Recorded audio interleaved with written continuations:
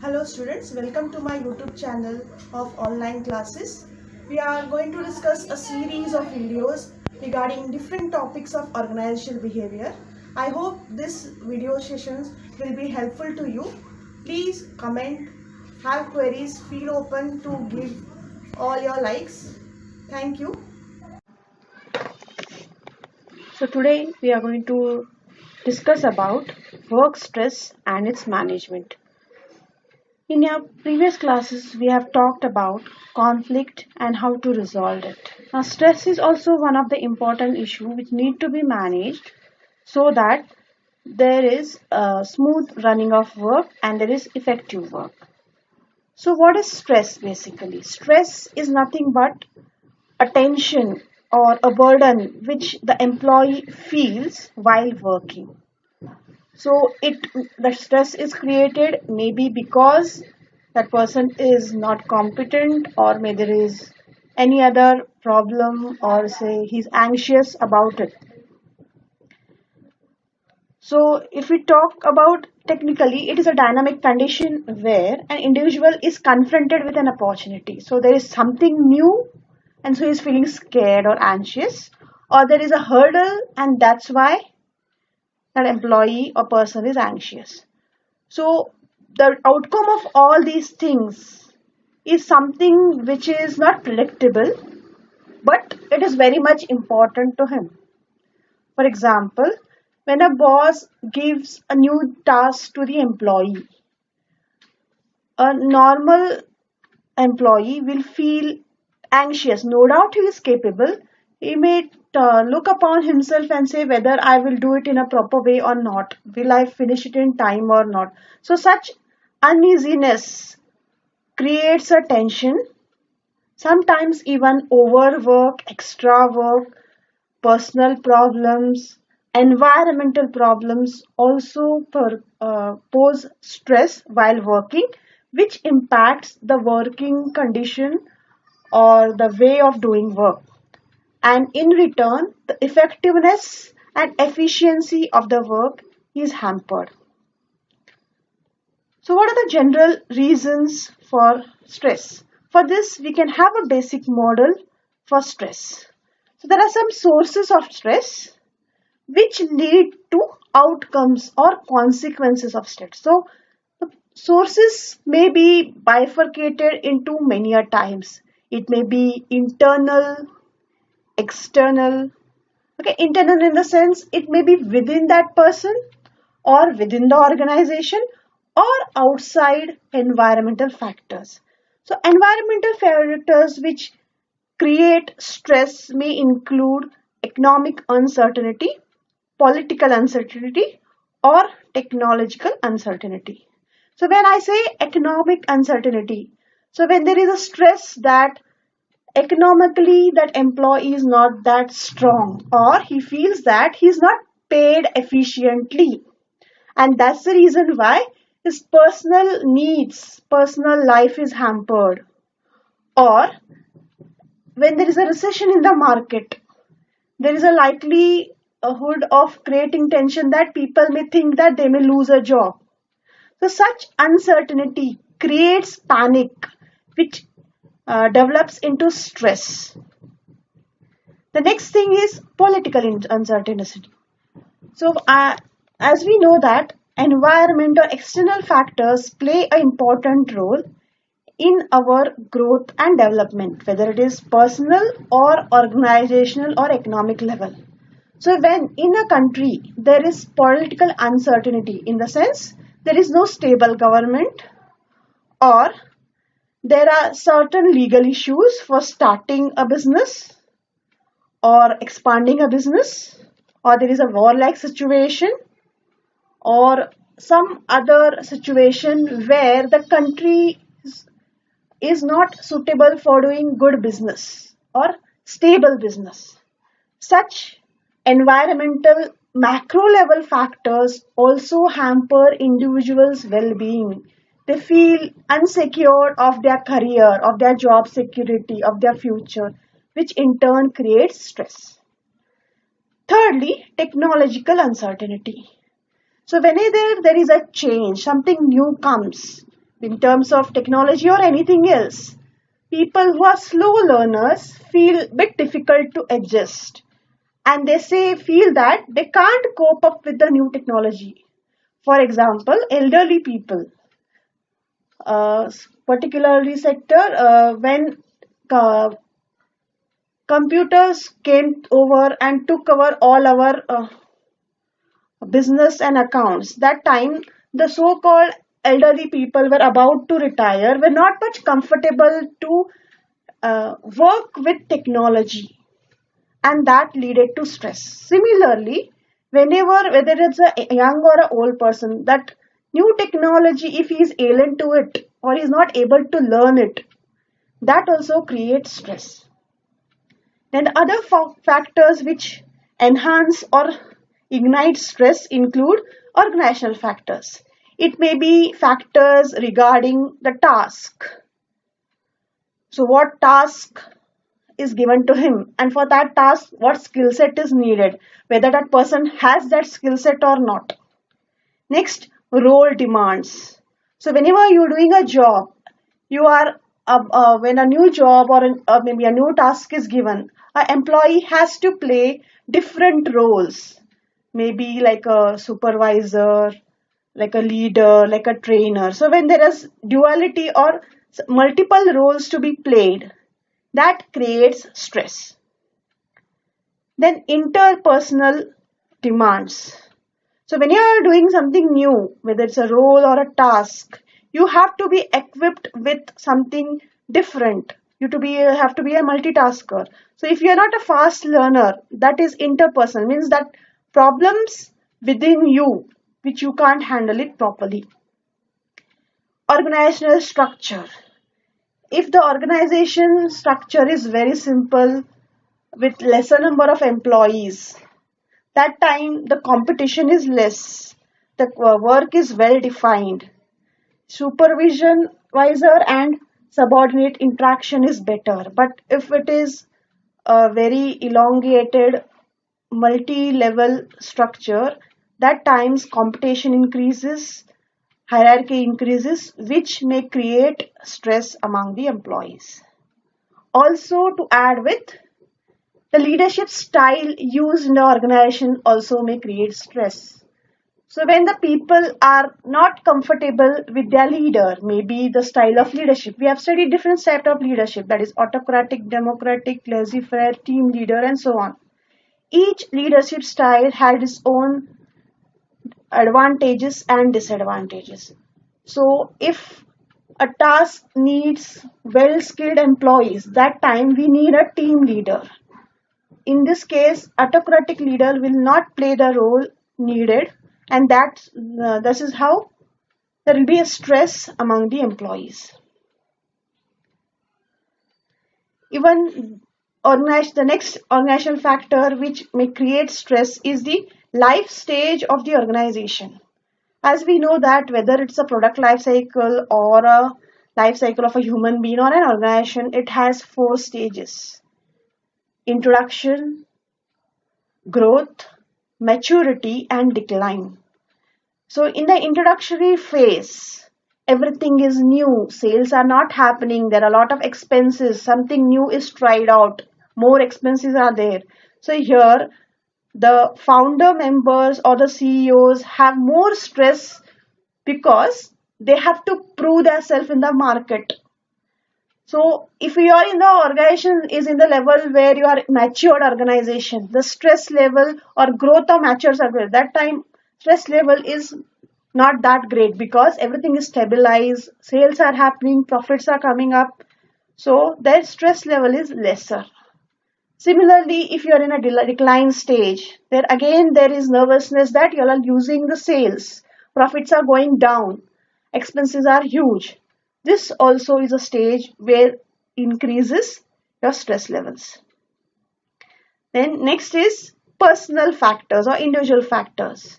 Sometimes stress is not because of the organization or because of the work style, role, or the environment. Sometimes stress is personal. Maybe there are some family issues, health issues, okay, or personal finance problems, or the person itself is a problem. If you are a suspicious person, very nervous, very suspicious, not confident, that time you will ask for more stress for yourself than something which is positive. A confident, courageous person, multitasker, smart person will have a lesser time because he knows how to balance or manage his work, job, or his family, and he knows how well to manage the stress. Also, to add with, there are certain stress can be also enhanced because of some individual differences. So each person has different perception of seeing things around us. A positive person will see everything with wholeheartedness, openness, try to learn new things, and handle the stress in a positive way. If you are a suspicious person, always uh, asking negative questions about something, their stress level will be higher.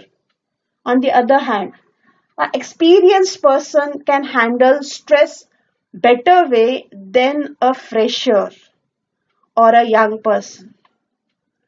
Similarly, social support.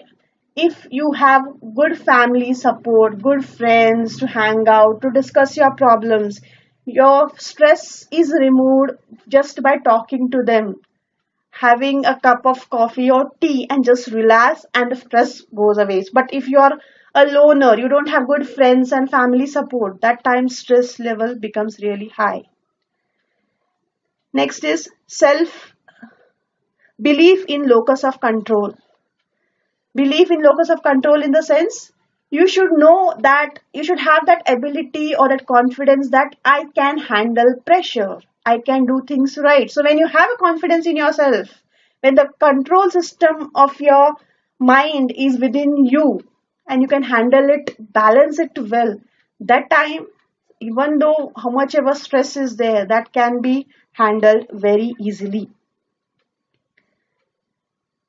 Then hostility and self efficacy.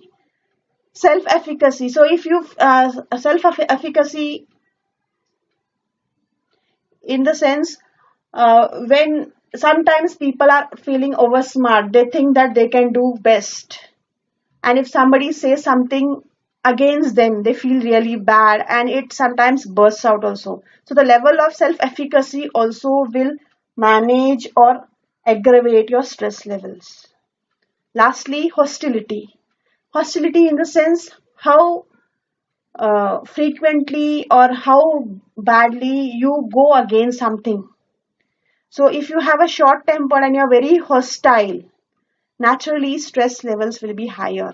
On the other hand, you're cooperative, synchronizing, a happy-go-lucky person, that time stress levels will be manageable.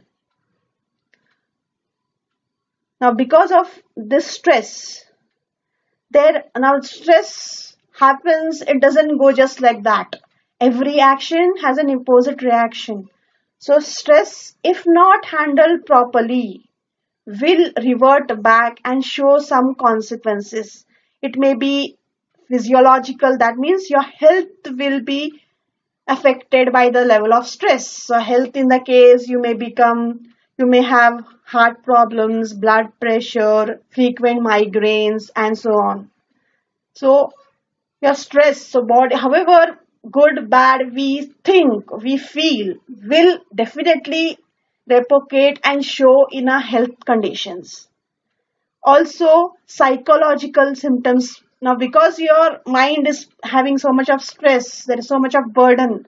So you are not keeping quiet mentally. Even in sleep, you are stressful. So what happens is you may go into depression. You may become a person who has short temper. You become angry very fast and you become very nervous. Don't anybody says a small thing, you react in a bad way, which in turn will decrease your efficiency at work and your job satisfaction level will decrease because there is a constant tension in your mind and you feel that I'm overworked, I'm being less paid, and so your satisfaction level will go down.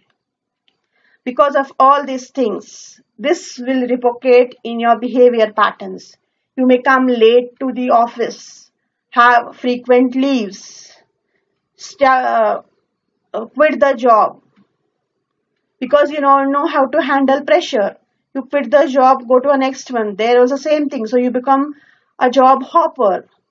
The productivity is decreasing, so you are being scolded by your boss. There are frequent pay cuts and so on. So these are the consequences of any kind of stress, whether it is personal, external, or within the organization. Now, once you know this, now we have to study about how to handle or manage stress. How can an organization or a manager help employees to manage the stress? So stress can be managed by individual approaches as well as organizational approaches. Individual approach in the sense you yourself try to monitor your stress levels and try to do some basic exercises so that your stress is low. So for this we can have simple physical exercises, yoga, meditation. You can even have frequent shift in your workplace. So for example, you divide your total schedule time into some say 8 hours work, 8 hours for personal care and 8 hours with family. So in that you can spend time with your hobbies, with say with your friends, with your family. So and also change of work. So when there is change of work, there itself stress vanishes. So you should have frequent relaxation, yoga, meditation, change of work, hobby time. Also, time management is very much important. One of the basic reason of stress is we don't know how to manage our time. Normally, in a 8 hours job at office, hardly research says that we do 2 hours of productive work. Rest all 6 hours we are wasting time, maybe because we are not skilled or we know, but rather than skilled, we don't know how to manage our time. We don't know how to get quick breaks and refresh ourselves and do again. So hardly we are spending only 20 to 25% of our time in productive work. So manage your time properly. When you have we are not working on deadlines, you will feel relaxed, stress will be low. So when you are doing your job before the deadline, you will naturally feel relaxed. So this is all about personal approaches, how we can manage your health by not becoming stressful or by releasing your stress. Similarly, even the organization can help in managing stress. So when this can be done at the very grassroots. So whenever you're trying to pick up a new employee, the HR team has to play its role in choosing that employee who is confident, a bit experienced, who can handle. So there are some games which we normally do in interview level so that you can manage the stress. Then sometimes it's really difficult to find all such best employees. So one thing can be done is you can give them better proper training about how to, you can have personality sessions, grooming sessions for them so that they are better equipped in managing their stress. Even one more thing can be redesigning the job, increasing employee involvement, constantly talk to them, have brief meetings, have a very cordial environment, give them give the employees sabbatical. Sabbatical means paid leave given to employees, maybe for travel and tour so that they refresh, or to employees to finish their higher education. So they are given a holiday and but still they are paid. Or sometimes we also call it as leave travel allowance. So every second year the employees are sent to a vacation which is being sponsored by the organization with their family. In some cases, they are even sent for higher education and still they are paid their basic salary. So this is sabbaticals. Even regularly, frequently, companies can have wellness programs so that there is relaxation and enthusiasm is built up. Also, they have to use realistic goals. give them proper goals, tasks which can be rescheduled in a few days time. So the goals should be realistic and which can be attainable. If we the most of the employees feel that they have deadlines and they have been given targets which are not real achievable. So if they are being given achievable goals, then they can perform better and stress will be managed appropriately. So this is a brief diagram about how stress is related with performance.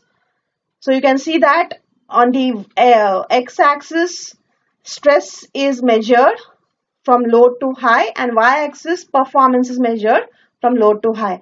So when there is low stress or there is no stress, performance also is not good, because it is human beings habit, I can say behavior. Until there is some deadline, somebody to knock upon you, we will not work. So some amount of stress is really needed. So many people work good better in stress level. So a medium stress level, the performance is the highest, but at the lower and the higher level of stress, the performance is zero.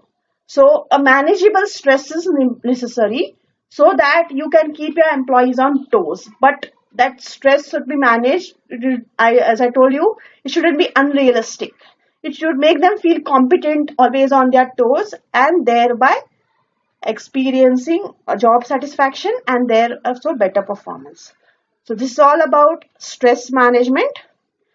I think I have covered enough points. Any queries are welcome. Please do subscribe my channel if you have not subscribed, so that you get the notification of my upcoming videos. Thank you. Have a good day.